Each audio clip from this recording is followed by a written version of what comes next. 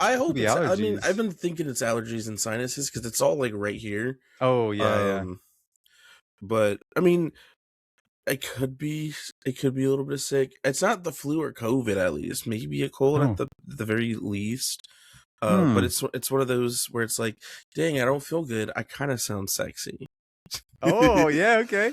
It's that morning breath. That not morning. I was gonna say morning breath. The Yeah, morning we voice. love the morning dew. Yeah, when you're just rolling out of bed, going, "Hey, what's going on?" Which is weird because it's never that way whenever we record other times.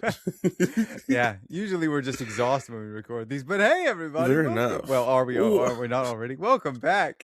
welcome back to another amazing episode of Lamb Talks to John. John Talks to Lamb. I'm your Yeah, host, Lamb, and that guy over there, whichever side he's on, that's I'm over. John. Yeah, that's You me. may have Hi, noticed we've hello, been gone for a couple of weeks. That's because dude. somebody has been too busy to I record with me. I I think that the message that I sent you was accurate. I think I've done more in the last 2 weeks than I have in the last 2 years.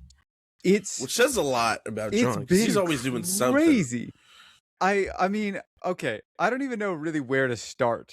The biggest thing that happened, okay, and this is probably going to be most of what I'm yapping about today because this was both a highlight and a trauma at the same time. Oh no. Perhaps back in January, I'm pretty sure I mentioned this on here that I was planning a trip out to Big Bend, to the national Correct. park. You've talked about it several times, I think. Because, well, unfortunately, in January it got pushed for some reason. I don't really remember why, but it got pushed to February, which is fine, right? So basically, all this culmination of stress and excitement is like 6 months planned out because I started doing this stuff in December or maybe November, right? Booking the thing and starting to collect gear and budgeting for all the stuff. And it got pushed in January, right? That's fine. It was a little bit of much to jump into. It got pushed to February. It got pushed again in February because my grandmother died, which ended up being kind of a fate thing because that meant that that weekend was totally available for us to do everything that we needed to do in that emergency moment, right? Rather than having to cancel a bunch of things, I just moved the reservation to last weekend. And I've been slowly watching last weekend creep up on the calendar until 2 weeks ago, right? When we were all, I sent out the bat signal to a couple of people, see who wanted to come to this extreme adventure and if they would be willing to risk themselves. And I got a couple of responses, right? The group was myself, my mom, my cousin, her friend, and my friend. So there were going to be 5 of us going, which is a Mm. slight problem because I had only really booked 4 camping spots because that was the number that was going. But my mom at some point was like, "Hey, I can't go. I don't think physically she was able to do it." And so she was like, I won't do the camping part, but I will hike. So it's like, okay, it works out just fine. We're still going to have these 4 spots. But to complicate matters, last weekend, the weather forecast was like, hey, guess what? It's probably going to be lightning storming and raining up on top of the mountain. And everybody around me went, I kind of don't want to hike and camp in the rain and thunder on top of a mountain. Rightfully so. All Fair right. enough. I agree. Rightfully so. However, and same. To be totally honest, I also don't want to risk dying on top of a mountain. That'd be a really silly way to go. But at the same time, I Mm-hmm. went, it's nature. Nature is going to do what nature is going to do. And that's what camping and surviving and backpacking in the wilderness is about. So, what I told everybody is I understand if you don't want to go. I am still going, and you are welcome to come with me, even if you don't want to camp, because I did end up lowering all of the camp sites to just myself. Mm-hmm. So it's like, all right, nobody else is going to camp. That's fine. I'll do this. I'll do it myself. Everybody else, the plan was we were all going to drive up there Friday. I was going to separate from the group, go on and camp, and they were going to come up Saturday to finish the rest of the drive and then meet me on the mountain. They were going to hike up to my campsite. We were going to hang out, eat some lunch, and then go hiking together. This, I maybe need to give a little more context. There's two other parts of this story that make it really stressful that I'll have to double back to because they in themselves are entire stories. Okay. So keep in mind, this was Friday, right? In terms of the timeline, on to give you a brief run up of what happened. Wednesday, I had my 3-year anniversary at the company that I'm working at, so I had a review, right, of my what I'm doing, basically, and finding out if I'm going to be fired. You know, it's always a fear. I'm constantly terrified of AI taking my job and all that stuff. But Fair enough. right, I had that review, and then immediately after that, I got invited to what I'm now calling a social club to go and just meet random people by a friend of mine. Basically, is what it has become. I didn't think that would be as scary as it was, but that was terrifying. And literally, I left at John the end never of the leaves his night. house, so like, I know. Look, for a very long time, I've said, see, I'm getting so distracted by the Big Ben story. here That we go. happened, right? Yeah. Let me just end that.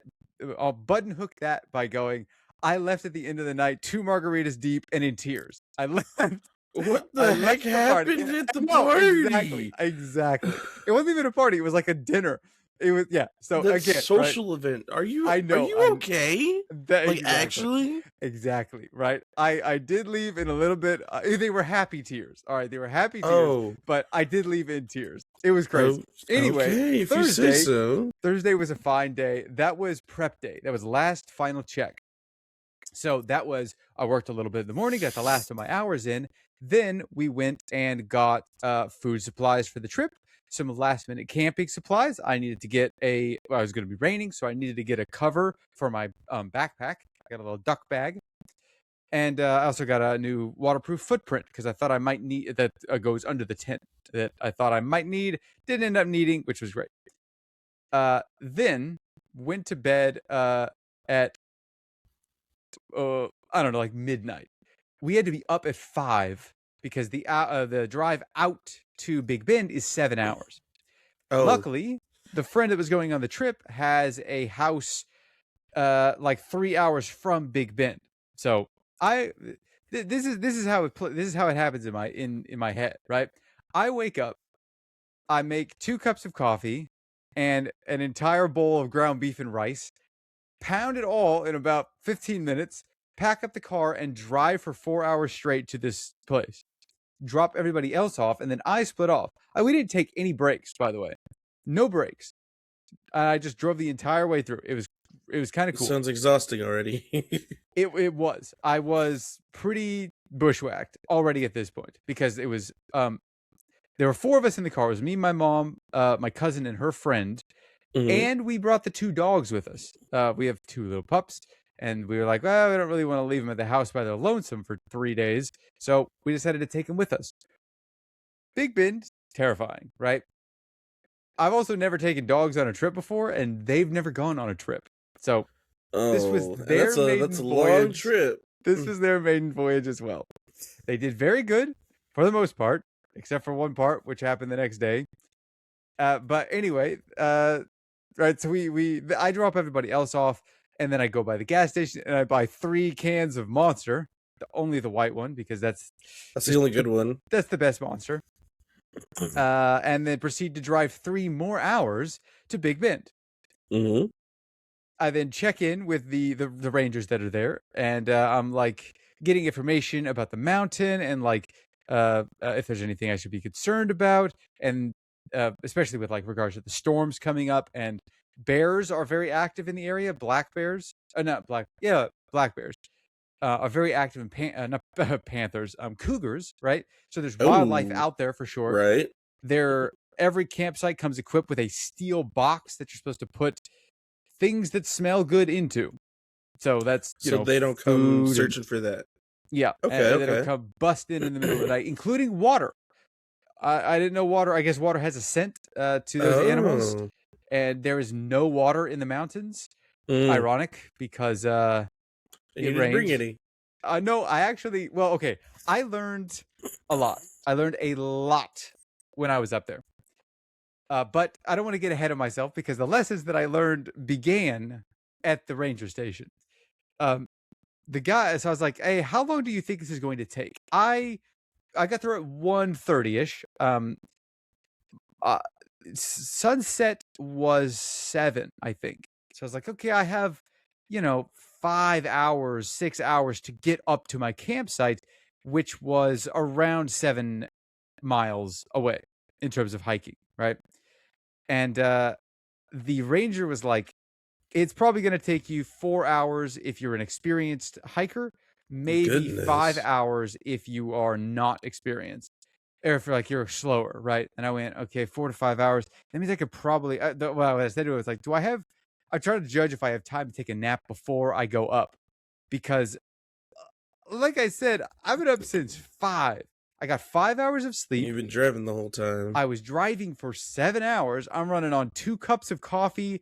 And a No, monster. 3 cups of coffee and a monster. Mm-hmm. That's throwback to college days. Right? Yeah. So my body, I'm already existing in this kind of fugue state. And the ranger was like, yeah, you probably have time, but would you rather rest down here or would you rather rest on the mountaintop? And I went, fair point. I'll hike up the mountain. So I do go and grab my bag, which I don't know if you've ever had to uh if you've ever rucked before, right? Carrying a bag with weight in it while We've you're talked about walking. this before. Yes, yeah. It's a popular form of exercise that I have sorely neglected and Yeah. probably should have put in some training on, because my backpack ended up weighing 43 pounds. Yeah. It, That's that sounds now about that's right. it's on par, because they suggest that you keep your pack under 20% of your weight. Now, I should have kept my pack somewhere closer to 35 pounds, but you have to go over, especially in this, because you have to bring extra water. Yeah. And my pack weighing 43 pounds, it should have weighed more, because I, in hindsight, should have brought more water. I brought 200 ounces, and I think I was up there for Friday, Saturday, and then Sunday morning I was going to hike out. I was supposed to bring 200 per day, and I brought 200 for the trip. John, that's not good. Yeah. I found that out day 2, because I thought I was okay. I made it all the way up the mountain. Well, I don't want to gloss over that part, because that was the hardest thing I think I've ever done physically in my life. No joke. I mean, like the ranger was saying, 5 hours of walking with a 50-pound pack, a 43-pound pack on my back, uphill into the mountains, without any real formal training behind me, other than the stuff that I did when I was like in the scouts when I was a kid. And that's a long time ago now. That was a long time ago. So 20 years. There were moments where I was questioning everything. I went, like it's crazy, because you get 3 or 4 hours in, right? The first 2 hours were fine. I was still kind of in my fugue state, and I was just marching along with my poles, doing, making great time. I was drinking water. I was hydrating. I was snacking every like hour, every time that I was like, I got to refuel. I got to keep going. But once I got to that 3rd hour, I started like all of my energy started going. I couldn't eat food fast enough to replenish it. And I actually made a recording at the end of the night. It's like a 17-minute long, just black video lying in my tent that I haven't gone back and reviewed yet, but I need to. No. Of my review of the day. And one of the things I remember saying was, not all food is created equal on the mountain. Oh my God. Because there's a big difference between eating a protein bar and eating like a very carb heavy meal that gets immediately digested and turned into energy. Oh, absolutely. I was like, I didn't need, like, yes, I'm full and I physically can't eat more food because it's like making me sick to keep eating food. but the food is not being digested fast enough to provide the energy that I need. Oh my god, he's going That's how through it. razor's Oh edge thin no. this was. All right. So I'm like 3 hours in, right? Going, I'm bushwhacked, I'm out of energy. But I'm like 50% of the way there. So turning around would mean going another 3 hours back down the mountain, carrying Yeah. all of my crap. Or I push forward into the hard and struggle and turmoilous pain of for days afterwards. All right, this part of my collarbone, my hip bones down here, Yeah. because those are the contact points that the backpack is resting on. I mean, it was excruciating pain because you're hiking up this mountain. It's like, man, why does this hurt so much? And it still hurt. It hurt and it kept hurting. And this part, I think I still have kind of lingering injury from, but climbing up the mountain every step, right, would send a little bit of a jolt into that. Eventually, my body stopped going, hey, did you know that your shoulders are in pain? That your Yeah. hip bones are like pressing up against the edge of this little, like, this padded, supposed to be padded, not really that padded. Yeah. So 3 hours of just walking uphill, my body being in pain, my shoulders being in pain, everything being in pain, right? It was just pain, it was misery the entire time walking up this mountain. And then occasionally broken up by, wow, what a beautiful view. I should eat some food and drink some water. Nom nom nom nom nom. What a beautiful view. Rinse More and repeat. pain. Rinse and repeat, right? And in the last hour, I was like going, I'm close. I know I'm close. I'm only like a mile away. But the last mile of the hike up to my first campsite was all uphill. It was the last Ooh. stretch from a canyon up the side of the mountain and then up to like the east rim of the canyon that then extends out over into the wilderness. Jeez. So That sounds fun. It was yeah. I was like, okay, this isn't too bad of a hike during the canyon because it was sheltered. I was like, look, there's even some water down there, like standing water. Which looked really gross, but I did have like a filtered straw that I could drink out of. Thank you to my friend's mom, Cindy. She gave me that before I left. Mm-hmm. I was like, okay, if I do run out of water, at least I know where a puddle is down here I could come and drink from. And then I stop at a little trail marker, and they're like, hey, this canyon continues this way. East Rim Trail is that direction. And I went, oh, God, that's all. That's a 50-degree angle uphill. Jeez. Go, all right. And stop thinking about it. You just keep moving. Do it. Every step forward, no matter how slow, counts as progress. That was a mantra that I kept telling myself. I was like, I need to stop and rest. I'm like, don't stop and rest. Keep going. Just keep moving your feet forward until your body literally goes like, hey, we're out of air. Take a break, right? I kept going, right? Pushed up that thing. And after about 20 minutes of walking uphill, it finally started to level out. And I was like, oh, thank goodness, it's finally leveling out. I'm going to be okay. And that was the moment when I encountered my first wildlife. Oh. And this wildlife, I didn't see until I heard it. Oh, and what what I heard exciting. Was the little rattling of a rattlesnake. Oh, no. Keep in mind, I'm walking on the trail like head down, basically going, take steps forward. Do not stop. Hear this thing in a bush, maybe 5 feet away from me, and I see it do the little coil back thing, and I go, this is it. I think I'm dead. I think I actually died on the mountaintop. I can't believe this. And I had these 2 hiking poles, right? My plan in that moment was take the hiking pole and wield it like a sword. Yeah. And if this just try to counter, try to parry it. I was gonna parry in midair. That was my strategy. That was legitimately my plan. Oh no. But I also like started running. I started running. After 4.5 hours of hiking a mountain with this backpack, I started running while wielding my pole like a sword to see if it was going to strike. Listen, adrenaline does crazy things. It was a dump, man. The adrenaline that fueled me through that moment was amazing. I mean, obviously I survived. I didn't get bit. Thank God. I ran for about 15, 20 seconds until I got away from that thing and went, okay, I'm awake again. I'm awake again. And that lasted for all of 30 seconds before the adrenaline wore out of my system. And the low that I was at before the rattlesnake got infinitely deeper. It was like I had zero energy left, but it was luckily a flat trail because I was at the top and I just had to get to my campsite. So I kept going. I kept like pushing forward and then ended up getting lost because there are trail markers, right? That go like, hey, there's a trail that I had been following, which was very obvious up until that point. But the East Rim where I camped is the most foreign, not that's not the right word. It's the farthest out there. Mhm. So it has the least amount of upkeep. There are so few people that make that trip out there because the loop is 13 miles.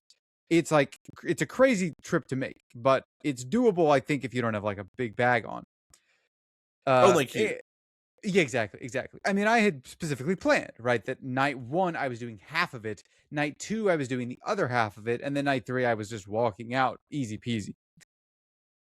Right. So I make it up to the top of this thing, and the trail starts getting like much less clear to the point where it's like a scattering of rocks that I'm following through grass. And it was fine to follow for a little while, but they put little markers where the campsites are that are sort of off the trail. And so that was looking for every single one, going, all right, this is East Rim 1, this is East Rim 2, I'm East Rim 5, so I'm going 1, this is 2, this is 3, and then I keep walking down the trail, and I'm going, wait a second, here's the sign for 4, but this is the campsite for 4, not the actual trail that leads to 4.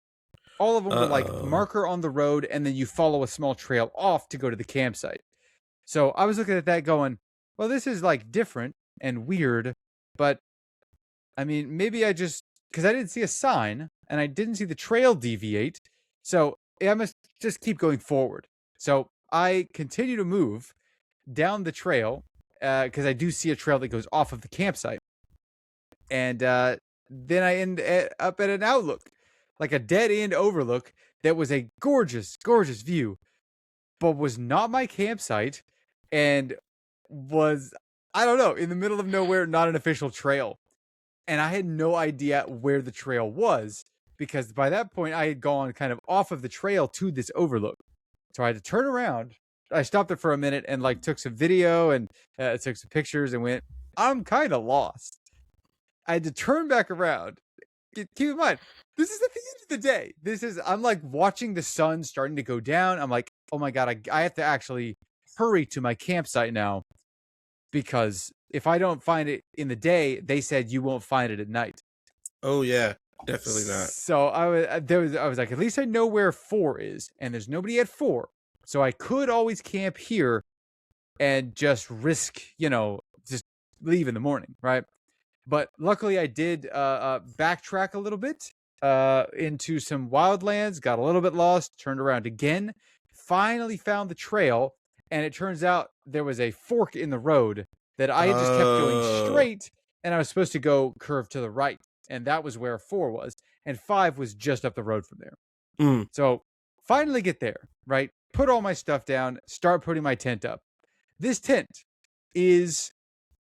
Every time I put this tent up, I forget how to put this tent up. When I found the tent, I put it up. And this was like, 4 or 5 months ago. I found the tent, I put it up. I couldn't remember how to do it. I had to Google it. Figured it out, right? Flash forward to last week before the hike. I got the tent out because I had to do gear check. So I assembled the tent. I couldn't remember how to put the tent together, and I had to look it up again. And I went, okay, now I know how to do it. I won't forget it on the hike. John. Of course. I get to the top of this mountain. And I put the tent down and I go, how the hell? I don't remember how to put this tent together. And the mountains, there is no signal in the mountains. Yeah. The last signal that I had was driving in through the wilderness, there was a random cell tower out there that I connected to and was like, okay, this is probably, I had a gut feeling. This is going to be the last bit of cell connectivity I get out here. And I realized about 2 hours into the drive that I hadn't sent my itinerary to the rest of the group. So I sent it to my mom because she was going to be with the group hiking out tomorrow, the next day, right? And I was like, okay, great. She could send it to the rest of the group. In hindsight, I should have sent it to the group. Yeah. But I was driving and I was like texting on my phone, finding the photograph, going, this is really dangerous. Luckily, there was no one out there. So it was like, it's okay. It's okay. All right. So I sent it to my mom and I was like, thought nothing of it. Right. Continued out there, lost all cell signal. It was a lovely trip. Totally disconnected from my phone. Finally made it up to the top of the mountain. Trying to put this tent together. No way to Google how to put the tent together. And I went, wait a second. I remember there being instructions somewhere on the tent or in the bag. And this is after about 30 minutes of me setting up the tent because I was so exhausted. I kept having to take breaks. Totally no backpack or anything. Backpack's just sitting on the ground. I'm like trying to get this tent up. And then finally, I do find the instructions, which took me ages because they were actually printed on the bag. But I had turned the bag inside out when I was opening a thing up, and I'm like, there's no instructions. I'm going to have to sleep in this tent without a tent. Luckily, it all worked out. I put the tent up. It was all together there, and I like put my little sleeping pad out inside there, put my bag of clothes behind my head to go to sleep. I'm like, I was going to stargaze tonight. It's not even sundown. I wanted to watch the sunset. I can't go on. I need to sleep. And then I heard a voice What from do the you mean you road. heard a voice? I heard a voice. What do from you the mean you road heard a nearby. voice? Oh, hell no. It was talking in a German accent. At least I think it was a German accent. And it was like, hello. Hey, there's a couple of us going to watch the sunset up the way. If you want to join, we're eating dinner. And I went, am I going to die right now? John, no. Nope. I'm not going to die. And I poked my head up out of the tent and I went, hi, thank you. I will be right there. And then it was just some like other hiker guy. And he went back up the trail. And I was like, do I go? Like I did just eat all of my food, but I did want to watch the sunset. And they said there's a really nice view up there. So I once again mustered up my strength to rise from the depths of hell itself. Went up there, grabbed my water bottle, went up the trail, and got to eat dinner. Well, I didn't really eat anything. I just kind of sipped on my water because I was trying to rehydrate myself. But I got to hang out with three. I'm listening. I'll be right back. Sure. Three, I think they were Germans. I didn't actually ask. I was really too exhausted to talk to anybody. I got to eat with these three German folk that live up in Houston and these two guys that I think live in Austin. It was like a father and a son. And apparently all of them make a trip out to Big Bend once a year because it's just that magical of a place. And they like shared this like beautiful spot with me where we got to watch the sunset, go down behind the mountain behind us, which made like you could see the shadow of the mountain out into the valley before us. We were just sitting on this rocky overlook. It was like a magical moment that I got to share with these wonderful people. And then I went back to bed and slept pretty mid. It ended up getting a really, really cold out there. Okay, that's a crazy shirt, by the way. I can't even see what it says. Do you know what it's from? It says, Bella, where the hell have you been, Loca? I don't know what that's from. I thought it was Twilight. I thought it was Jacob. I think is it Jacob? Okay. I don't remember that quote. That's a crazy quote, though. That's like I think the first quote we see from him. Is it really? If I remember correctly. I could be wrong though. Don't quote me on that. Yeah. All right. Well, anyway, I didn't sleep that great, right? It got cold. It wasn't supposed to get as cold as it did, and I did not pack for it. I also found out that you're on a mountain. Well, yeah, but in Texas, in like the springtime. I guess that's fair. The forecast was like it's going to get down to upper 60s at best. Mhm. What this should have told me is that it was going to get colder the next day, because it it did eventually. But I found out that my sleeping bag liner, which I didn't bring my sleeping bag because that thing's giant. I don't actually have one that would fit inside of my pack. Mhm. Found out that my sleeping bag liner has a hole at the foot. So that was Oh. freezing the entire night. Between the pad not being very good, sleeping on the ground, sleeping covered in sweat and sunscreen, and then my feet being frozen off half the night, I didn't sleep that great. But I did get some sleep, and got to wake up the next morning before the sunrise, because I really Oh. wanted to see the sunrise. And I went up back to that same spot that we were at, and re-encountered the German guy that invited me out the night before. He was out there recording like a time lapse of the sun rising, and That's doing, cool. yeah, and doing like sunrise yoga on this rock overlooking a valley. I was like, who is this guy? Is this dude like Buddha? You just met like the spirit of the forest or something. Apparently, yeah. I went up there and I was like, "Oh God, I don't want to intrude." But I was walking up there and saw him doing his thing, and I went, "Oh crap!" I did sort of turn around and leave, and he was like, "Oh, hello, hello." So then we started talking and about all of these, like my plans for the next day and like their plans. Oh, I totally forgot to talk about the ranger that I encountered.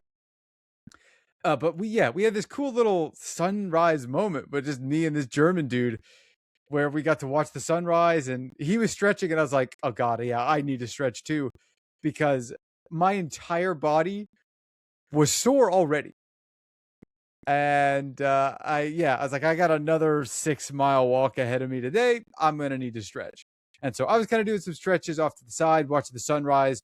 It was cold as hell out there, but the sun rising was like, starting to warm me up. And I went, yes, I feel the strength of the world, strength of Mother Nature infusing me.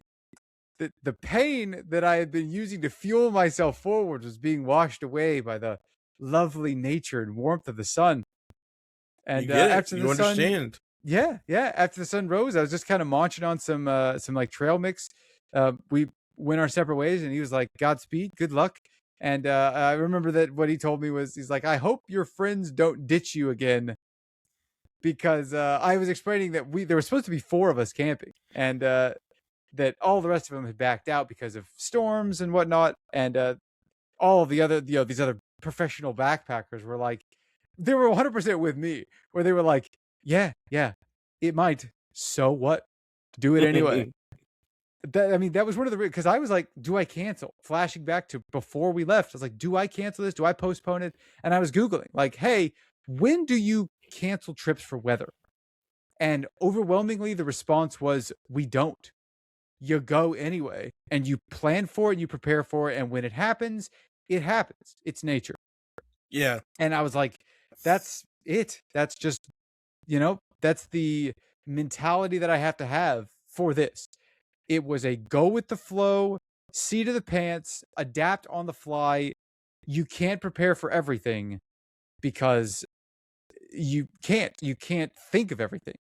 Yeah. And I am such a chronic overthinker that it leads to decision paralysis 99% of the time, where I just think about what I'm going to do until the moment comes when I should do it. And then it passes and I don't do it, because I'm like, you know what? I didn't need to do it anyway. Felt that. I felt that so heavy, Yes. unfortunately. And that, I think, has been one of the most major changes in the last couple of weeks. Last Mhm. 2 weeks has been, I've shattered the decision paralysis so many times now that I don't know. I feel like there's been a paradigm shift in my soul, where I no longer, I still feel like really bad. My social anxiety, I'm blabbering right now. I'm totally skipping over the last 2 days of the Big Bend trip, because there's stuff that I thought about on that mountaintop that I was like, it was the most soul searching thing that I think I've ever gone through, both physically and mentally, and probably spiritually as well, right? Yeah. Definitely. After all of that stuff that I'd gone through on Wednesday, the prep on Thursday, the just being terrified and nervous the entire time. But I just entered this like Zen state where I stopped really being affected by stuff. Like day to day problems really like utterly went away. Mostly because I was trying to survive up there. But then I was also just thinking about just my life and what I was doing and like where I was going and what I needed to do and how I was holding myself back. And it was like, I don't know. It's very hard to put this into words.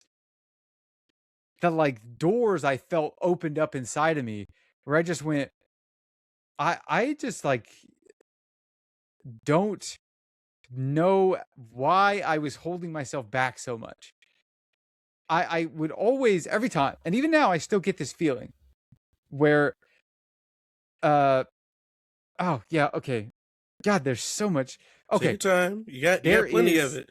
yeah, no, okay. So there's a couple of quotes. I've said one. Not all food is created equal on the mountaintop. That's kind of a goofier one, but there was another one that it's sort of become like a growing sentiment inside of me where I will always gut feeling, right? Well, I have a very strong gut. My gut will tell me things, right? It's a prickly feeling. It's kind of a nervous feeling. It's like right around the like solar plexus right there, right? Kind of heart, kind of stomach, right in the middle of the chest. Yeah, right where Jacob is there. That's like where the feeling in me rises when it goes, hey, like danger. It's like my danger sense, right? Or this is like something that is going to cause you to be nervous or cause you stress. So don't go that direction. Go the other way. Mm-hmm. And in the last I had that meeting with my boss. I then went and met a bunch of basically strangers. Then I went and hiked the hardest hike I could possibly do in my life. And all three of those, that danger sense never left. Like the entire time. Until I was up on that mountain going like, wow, the danger sense is gone. Wonder where it went. And Mm-hmm. maybe it was all just a fabrication in my head of my own social anxiety that has been steadily growing for the better part of 6 years since the pandemic, when Mm-hmm. I kind of just shut myself off from the world and went, all right, I'm going to lock in, and then locked in. Right. Mm-hmm. So yeah, leaning into the prickly feeling. The prickly feeling is the direction that I want to be going. Is kind of the sentimentality that I am now leaning into.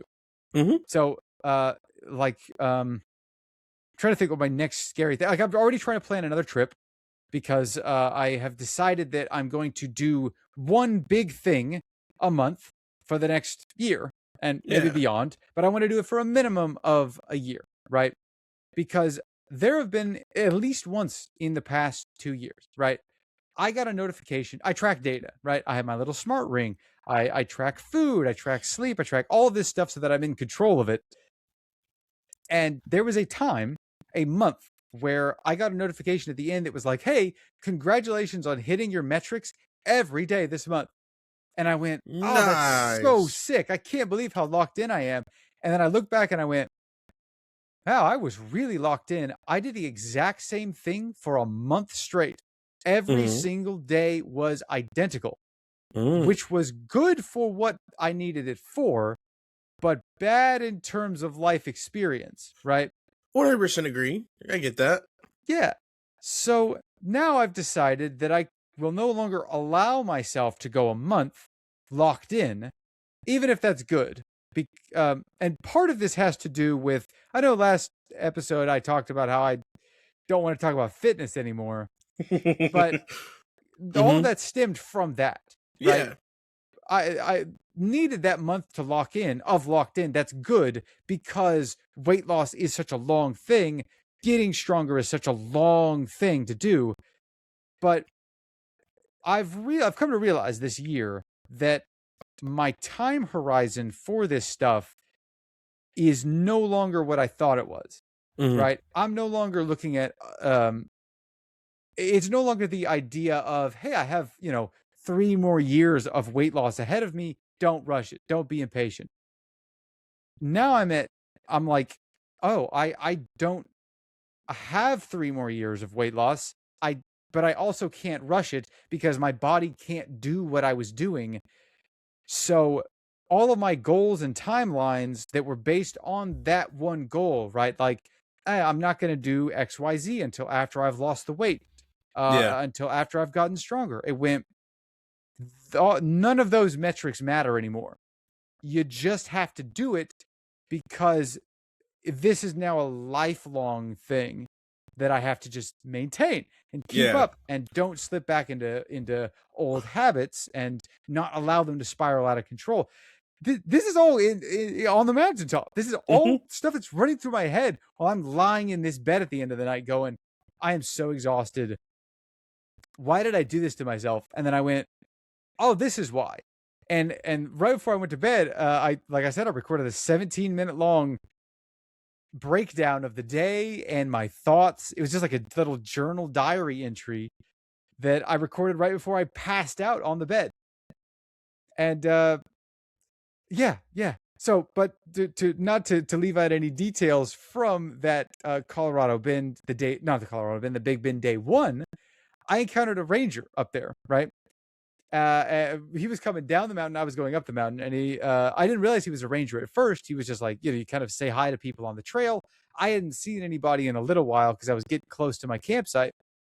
I was maybe 2 hours out from there at that point. But the guy was like, "Hey, how do you like? What's going on? How you doing? How you feeling? Where you headed?" And I went, "Oh, why do you want to know where I'm headed?" And then I saw the little badge on his like sleeve, and I went, "Oh God, this is like a ranger."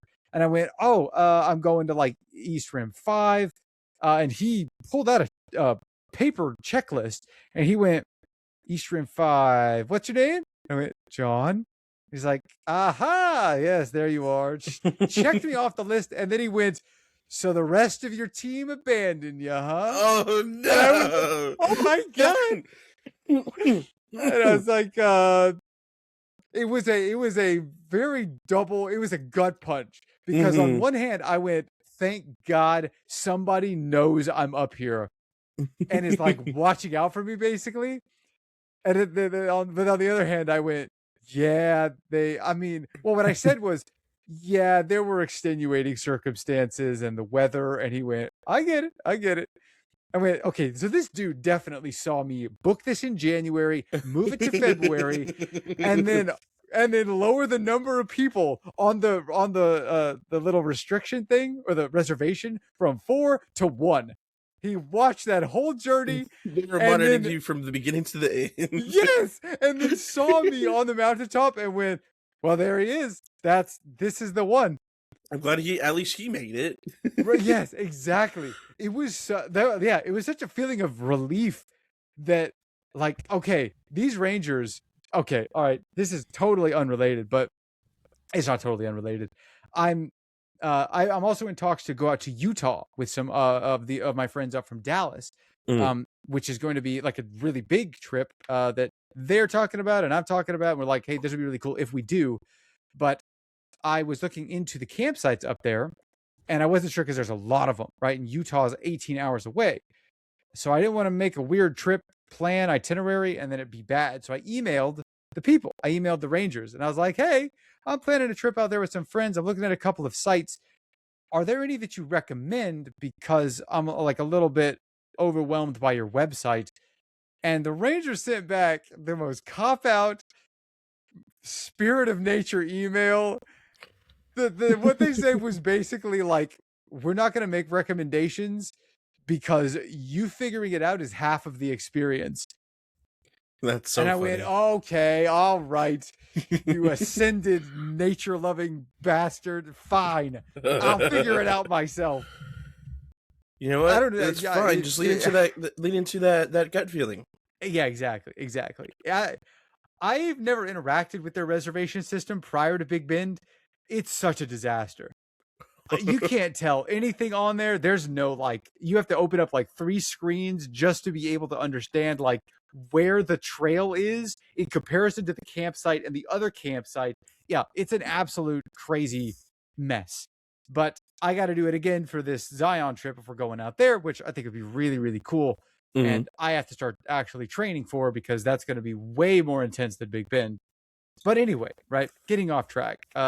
These rangers they're a different breed of person. And I really appreciated that one dude. I didn't even know his name, but that guy and the guy that I talked to down at the base station where I checked in, they were both like the most helpful people and the most like it was so cool that they didn't coddle me. Yeah. I in hindsight, I should be coddled.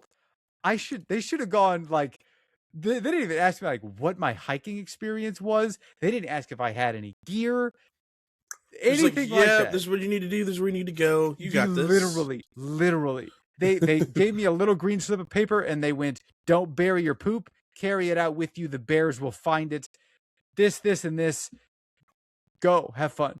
And I went, "Yes, all right, yes, sir. Copy that. I'm out of here."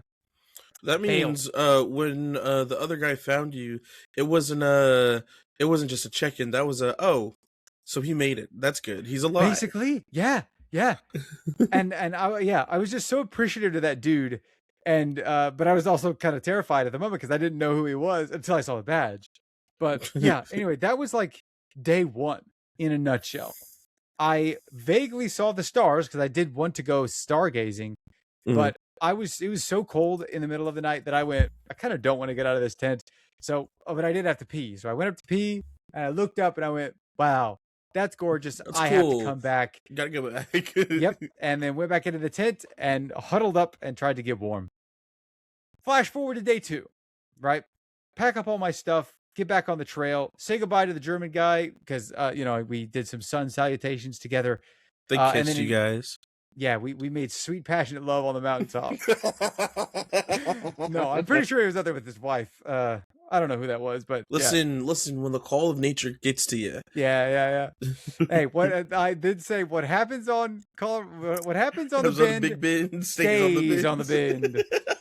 Because I had to do some stuff up there that I was not proud of to get by. Oh boy, Um, drugs. I wish I had to pick me up drugs. Yeah, Oh no, no. I guess I should just say this. I pooped in a bag. I made a Oh, diaper. I thought it was gonna be like how you have like doggy bags where like Nope. the dog poops and then you just pick it up. In hindsight, Oh, that's what I should have done. But I was like, Sean. well, what I decided to do, because they were like, pack it in, pack it out. You leave nothing behind. And Yeah. so, I got a bag because I brought plastic bags specifically for this purpose. I brought toilet paper specifically for this purpose. And I basically, this is way TMI, but I made a little diaper out of that thing and took a squat, and Listen, you did it what was you solid. had to Yep. do. But if you really wanted the experience, you would have found like a little white rabbit or just use some leaves to Yeah, wait. could have. But yeah, I had to carry that back down the mountain with me. I carried probably a pound of turd down the mountain with me. Hey, at least you lost a pound of turd. Exactly. Yeah. But yeah, so that was all day one. That was all day one, right? Day two, wake up, get back on the trail, say goodbye, encounter the other two people, the father and the son on the trail. They were like, they do like photography and stuff. So they were stopping at various points to do that. I make it all the way out to around the south end of the canyon. Absolutely gorgeous views. Day two, so much better. First of all, my pack laid like 10 pounds less because I had been feasting on food, chugging through water, and my pack was getting lighter, right? I was having to put this backpack back onto my horrifically painful shoulders and hips, but turns out that pain actually stops hurting pretty quick when you ignore it. Oh yeah, definitely. I made it up to this really cool, I don't know what exactly it was called, but it was a giant overlook over the entire like other end of Mhm. the south end of the canyons. And that was the first time I got signal on my phone Oh and got a snap. bunch of notifications and went, none of these matter. Yeah. One of them mattered because it was from my mom, and it From your was my mom, mom I going, "Hey," figured. uh, it was her sort of saying that, "Hey, like they had gone on like a hike the night before, and she had kind of gotten like injured on the hike, and that she wasn't really going to be able to go out but that the other 3 were going out. And I went, okay, great. They're still coming. I really need water, and I hope that my friend is bringing water because he said he was going to, and some extra food. Because he's like, I thought I might and mention that to him, and he did. In turns out he actually did. But the problem was, again, the day before, I'd sent my itinerary to my mom. I hadn't sent it to the group, and my mom also had not sent it to the group. So I didn't. We had an agreement that we were going to meet at my campsite, and I thought I told them my campsite number, but didn't really think too much about it because they have my itinerary, right? Why would I really need to tell them, outright, these are my campsites? You have the document right there that says my campsite. And I don't know, that whole day was kind of a blur anyway. So maybe I did, maybe I didn't. Who knows, right? But Yeah. on top of this mountain, I get that text from my mom, and I go, all right, well, they're on their way, minus my mom. I've got time. I'm going to sit here and rest for a minute. I have cell signal. I'm going to get on my mobile game real quick and just take a breather. Fair enough. So I did my little check-in. I sat there for about 15 minutes, played on my phone on top of a mountain, watching out over the views, getting whipped by the wind. It was awesome. It was so cool, and I had a great time up there. Packed it all up, went down the mountain, very quickly found my campsite, and had to go to the bathroom a couple more times. They had these. Oh, speaking of which, have you seen that episode of Rick and Morty where Rick has a golden throne that is the only thing on an entire planet, and it's just overlooking the majestic valley? Maybe. Look up the image. Look up an image if not, because literally that's what one of these compostable toilets was. It was a little stall on top of a mountain and just 100 miles of wilderness in front of you. Just like pristine, unbroken wilderness. It was a magical poop. That's all I could say. Oh, that episode. Yeah. Yep. It was literally that. The throne wasn't golden. It was a little gross, but it was awesome. You could just stand up and see forever, and then you could poop right there. It was great. So, The best I was kind waiting. of poop, of course. It was the best. Yeah. I was waiting for my friends to get there, bring me some extra water, because I was looking at my supplies going, I've got enough for today, but I won't have enough if we're going to hike the mountain, and I also need to walk out the next morning. So I need this water supply. So I set up my tent, and I was just kind of waiting around. I was like, they'll be here eventually, right? I was there at 11. We were supposed to meet at noon. So I kind of hung out until noon. They never showed up. I waited till 1. They never showed up. I took like 3 or 4 naps. I think I slept for like 5 hours. And they never showed up. And at the end of it, I went, okay, well, I have to make a decision. I have to make actually kind of a tough call, because I don't have the water supplies to continue this adventure. So I have either to pack it in now. You got to go home or keep going. Or I risk it and possibly run out of water tomorrow morning. And I was trying to just see, I was limiting my water supply to see how much I could conserve for the next day, and then went, I'm not going to be able to. I made a tough call because I really actually wanted to be in the storms. I wanted to go, this would be really cool if I was, if I could live through these storms. That would be actually pretty dope. The campsite, though, wasn't that great. It was in the valley. It was kind of hot. There wasn't that great of a view. And so what I decided was, you know what? It's only like an hour, 2-hour walk back down. I'm going to do it before the storm set in, 6 to 7, right? That was when it was supposed to do it. So at 4 p.m., I pack up my crap and get back on the road. I go, well, I hope that everyone else is okay. I hope they made it into the park. I hope they did the hike. I'm very proud of them for, if they didn't find me, they made the decision anyway to keep going. Because I didn't want to be the reason that they didn't do anything cool, right? Mm-hmm. As it turns out, yeah, they totally had. They had made it all the way up the mountain to the campsites, but I was in number 3, I think. No, I forget which one I was. There were 7 campsites in this area. They went to the first 3 and never saw the last 4. And I was in the last 4. So they went to those first 3 and were looking around for me, never found me. And so just went, I don't know. he's not here, or something happened, we missed him. Let's just keep going and push on, right? And so they did, and I'm very proud of them for doing that because things worked out how it should have. But I, was like, I should leave before the storm sets in. And as it turns out, the storm decided to show up 2 hours early. Oh. I had my pack on, and I was going down the mountain, and I heard thunder, and I went, "Oh, okay, a little bit early. You're 2 hours early, but that's cool. That's fine. I'm prepared for this. I have my waterproof stuff. It's going to be fine if it starts raining." And it started sprinkling. I was like, okay, probably don't need to put my waterproof stuff on yet. It's only sprinkling. The weather's not supposed to get bad for 2 more hours. Then it started like getting heavier rain. And so I was like, all right, fine. I'll put all my stuff. So I put on my poncho, I put on my duck bag, I put my backpack back on, and I keep going. And then the temperature dropped about 50 degrees, and it started sleet hailing. Oh my gosh! Like maybe marble-sized hail, a little bit smaller than marble-sized. That's not good, John. It hurt so bad because my hands were really, really exposed. I had no gloves or anything. The rest of it was, I had a hood on, I had my poncho hood on, and everything was covered by like long sleeves and long pants, except for my hands. And so these pebbles flying down from the sky, impacting into my knuckles, into the hands, it hurt. It hurt so bad. And I was in pain, right? My entire body hurt. My legs hurt, my legs were sore, my shoulders hurt, my hips hurt. Nothing hurt anymore.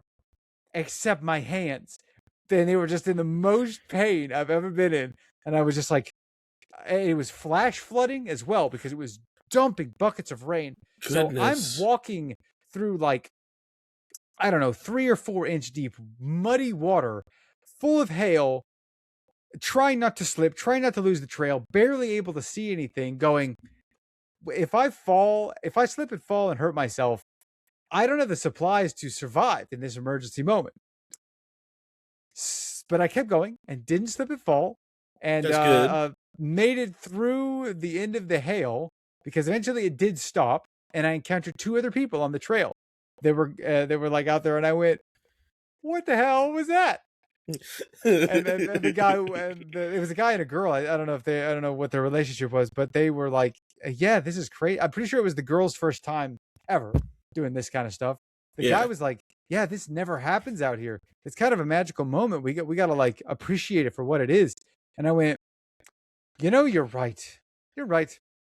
That was crazy." I actually said that I thought it was my fault because the night before I asked if it ever snowed on the mountain like an idiot. And then earlier in the day I went, there's never any water up here. I wish there was some water on this mountain. You called upon the forest spirits. Mm-hmm. The sky gods went, "Oh, you want water? You want it to snow up here? Well, we can't make it snow, but we can just destroy your hands. Ice on top of you." Yeah. So I keep pushing down the mountain, and I finally do make it to the very bottom. My feet are wet. My socks are soaked. I'm entirely soaked, even with the rainproof stuff on. Everything got drenched because it was just that much water. But luckily, the stuff in my pack was mostly dry.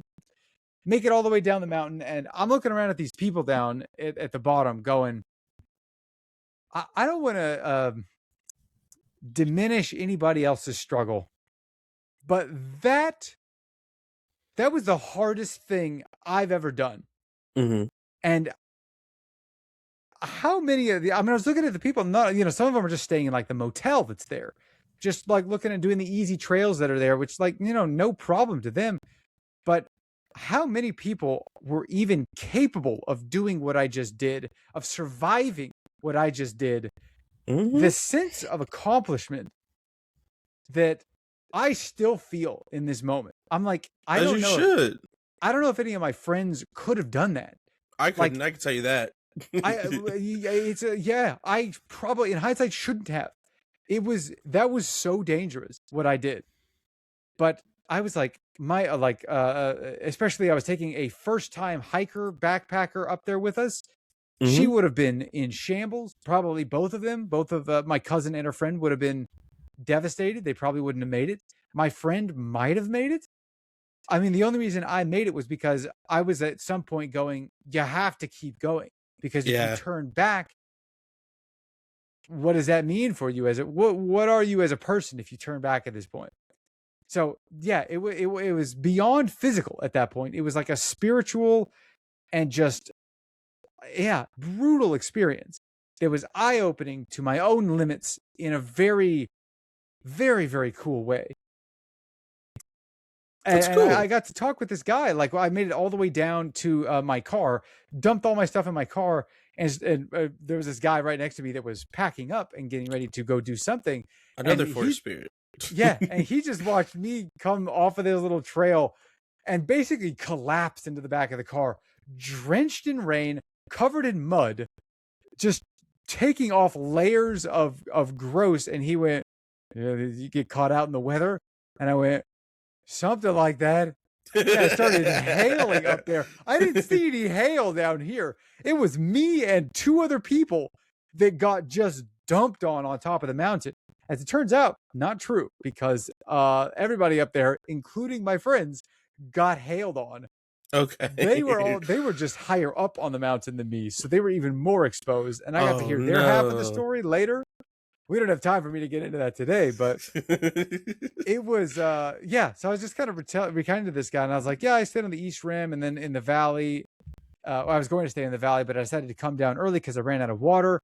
And he was like, yeah, we were just like talking about hiking and backpacking, and he's very experienced and had like all the professional gear and stuff, versus my like ramshackle backpack and thrown together grab bag of gear.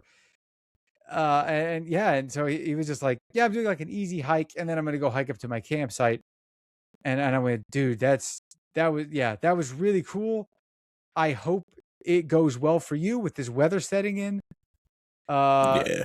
Good luck. And then he took off, and I got changed out of my like horribly gross waterlogged clothes into some slightly cleaner, slightly damp clothes, because that plastic bag inside of my waterproof backpack underneath the duck bag still got wet somehow. Changed into that, went up to the little office where it turns out they had Wi-Fi, where I checked in, and I didn't realize there was. Went to the bathroom, had some lunch, and then checked in with people, because I was like, hey, are my friends on the mountain? Where is everybody? And I was like texting with my mom, and she's like, they left. They haven't come back yet. I haven't heard. I didn't see their car. I did a couple of rounds in the parking lot, didn't see their car. So I went, they must have left. So I started driving. I sent them a text, and I'm like, hey, I hope you left. I'm leaving now. I'll see you back at the house. Took off. It's a 3-hour drive back. So I start driving, and yeah, make it all the way back to the house. And I had planned that night on getting into some recreational substances, some alcohol, some celebratory experiences. But when I immediately arrived back at the house, everyone was in panic mode. Oh. Because the dogs had gotten out of the house. Oh no. And were wandering around a foreign city for like, I don't know, an hour maybe. And my mom was the one taking care of them, and was just like in shambles the entire time, because she's like, they could have gotten killed. Like, luckily the others had gotten back before me and had sorted it out, and that they were safe and fine, just muddy and, dirty and stuff. And I just went back, and I was like, yeah, I get it. I did not want to be callous in the moment, but I was like, I barely survived what I just went through. They had their own little they had their own rainstorm. Literally all I could say was, hey, they got to go on an adventure too. Everybody had a magical experience. And then had to calm everybody down, take care of the dogs, eat some food, decompressed with everybody, and then passed out on like a chair, and then drove home the next morning. And it was crazy. That was a crazy experience. Sounds like it was a crazy but magical experience for sure. Yeah, it was. So much so that I want to go back, and I also never want to do it again. Yeah. So you want to get to the top. Yes. I definitely understand that. Mm-hmm.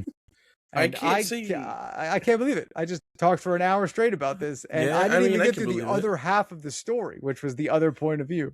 Well, that's fine. We'll do that with the next part tomorrow. Yeah, yeah.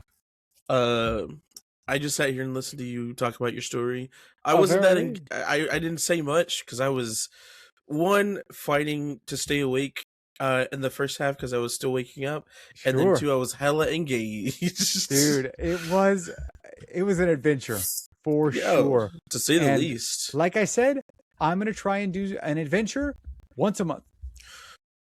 That's a good idea. I also want to do an adventure like once a month.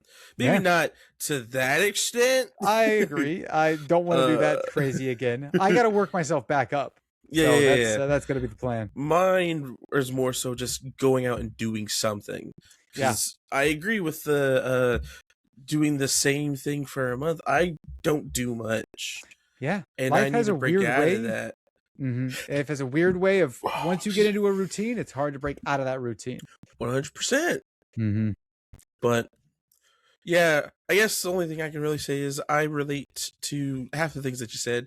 I want to go back to Albuquerque at some one day to Oh yeah, because we and Chanel we hiked one of the because they have various trails for petroglyphs yeah. from the Native Americans that were there, Oh yeah. and Okay. we did the shortest trail because we were trying to just pack everything into that day that we could because that was our exploring day. Right. Yeah. And so we only did the one that was about an hour and a half long. And so it's just kind of like how do I say this?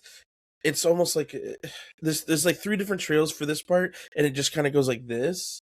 And so we get to the first one, we go through the second one, and the third one it goes partially up the little mountain, and then it breaks off to one that's a lot safer, and then one that's not as safe. And we Hmm. made it about 3/4 of the way up the safe one before we were both like, "Yeah, I'm starting to get lightheaded. I don't think this Yeah. is Yeah. safe." Uh, Mm, and so we were like, you know what? Let's turn back. I wanted to keep going, but I was yeah. also worried about my safety. Yeah. But Elevation I is crazy how it impacts terrifying. everything. Yeah. Oh yeah, I mean, I felt like I was gonna pass out when I was on top of the big mountain that was 10,000 Yeah. uh, feet above sea level. That was crazy. Mm-hmm. Um, but yes, I want to go back and do that. I also want to go do something like every month. Again, Mm. maybe not as crazy, but Yeah. just to say that I've done something because I Sure. don't do anything. I do. I mean, I have other friends up in the Dallas area that I want to try and coordinate stuff with Yeah, because I, as easy as it is to do solo adventures, and like if I had done the Big Bend thing solo, it probably would have been much easier than coordinating 5 people in total. yeah, But it was also nice. I like what I mean. The first night was nice because I was alone, right? It was an experience that I got to experience solo. But the second night I spent like with friends. So it was, we were trauma bonding up there. And 100%. It was a lovely experience. I want to do it again. And if you are interested in getting involved in this kind of stuff, hey, I'm going to be sending out bat signals. I mean, once a month. At least I'm going to try. I don't know about hiking up a mountain, but I Well, mean, hiking no, around like some trails would be exactly. cool. For example, there's one that I'm thinking of doing next month at this place called Inks Lake. It's over in Burnett, and it's a very very easy hike in comparison to what I did. But really, all I want to do out there is I got to test some other gear. I need to get some other gear, like a new pad, possibly a smaller tent, get better at packing, and then there's also a lake. So I kind of wanted to just go out there and vibe and chill out at the lake for a little while. Yeah, I also want to go to a lake. Oh, that's loud. I also want to go. I know Jacob has been talking about wanting to go camping for a while, and I know we both me and Chanel also want to go camping. So Mm-hmm. hopefully, maybe sometime soon we'll find a place. I think Yeah. Chanel keeps talking about Broken Bow. Uh, Oh, okay. Broken Bow. Where Well, is that? I think it's Oklahoma. Which ain't too far Oklahoma. from where I am. Hey, Uh, and so that would be pretty cool if we did that. Yeah, it's in I agree. Oklahoma. So that would be pretty fun to do. Hey, if you uh decide to go, let me know because I I'll am let you know. 110% down. I'll definitely let you know. Because out of all of us, Jacob's the one who's got all the camping experience. The Uh, most camping I've done was glamping uh-huh. in an RV. Well, I guess Yeah. it wasn't an RV, but me and the person I was dating at the time, we Hmm. stayed in a tent overnight, uh, Oh, yeah. Okay. outside the RV. But then, the next time we went camping, we were just in a little mobile home. Yeah. So like they haven't That's a like different. fully gone like Hmm. camping. I would have if I was able to join the freaking Cub Scouts. Well, I know your phrase. Yeah. I joined the Cub Scouts, but because they had all their meetings on Sundays, I couldn't go. Right. Because religious, and also my Yeah. mom worked at the church. So, Yeah. Yeah. Hey, but it is it's what it is, I guess. it's fun. It is fun. It hurts, but I've watched my strength skyrocket in the last week, and Mm-mm. there's no limit to how far I can fly. Put that knife down. I don't trust you with that. That's one of the things I have to get is a piece of silverware because this was my this Was was this your everything. only? Oh my This gosh. is I very cautiously ate tuna out of a bag Oh with a knife. Lord. You know how You should get scary this like is? you should get one of those like utility knives that has like different utensils in it. Yep, yep. Or I need to get a spinike fork, Yeah. a spinork. Like it's like one side is like a spork, the other side's like a knife maybe. Yeah, yeah, That'd yeah, be yeah, kind of yeah. cool. But well, we're definitely at time. Yeah, we are. Uh but we will be making up episodes that were lost unfortunately. We got to stay on So schedule. One of the exactly. adventures I want to go on is the 100th anniversary, 100th episode. Yes. So hey, And that's coming up soon. It's that going to be something kind is of special. totally. What's it called? But what's it called? I was gonna say something. It was gonna be so cool and Oh, spectacular. Anyways, whatever. Tune in next time to hear more about John's crazy hiking adventures from the other perspective. And that one should yeah. be coming out later this week. Mm-hmm. All righty. Thanks everybody. Bye. Bye.